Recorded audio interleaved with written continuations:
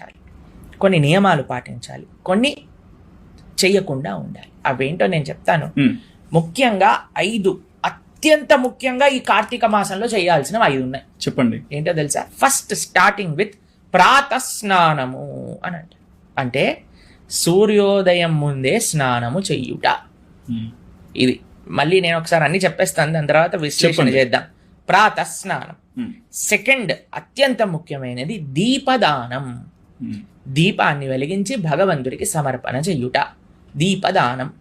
ప్రాతస్నానం, దీపదానం. 3 భాగవత శ్రవణము, అంటే భగవత్ సంబంధమైన విషయములను వినటం, ప్రతిరోజు వినటం. మూడవది భాగవత శ్రవణం. 4వది తులసి సేవనం, అంటే తులసిని సేవించుట లేదా తులసితో భగవానుని సేవించుట. ఈ 2 అర్ధార్థం వస్తాయి. తులసి అంటే తులసీదేవికి తులసి చెట్టు ఏదైతే ఉంటుందో రోజు మనం నీటిని సమర్పణ చేయటం, ఆ తర్వాత దీపం ముట్టించటం, ప్రదక్షిణ చేయటం, లేదా ఆ తులసీ దళములతో భగవానుడికి సేవ చేయటం. చక్కగా ఆ తులసీ దళాలు తీసి దామోదరుడికి సమర్పణ చేయటం. ఎన్నయ్యాయి? 4.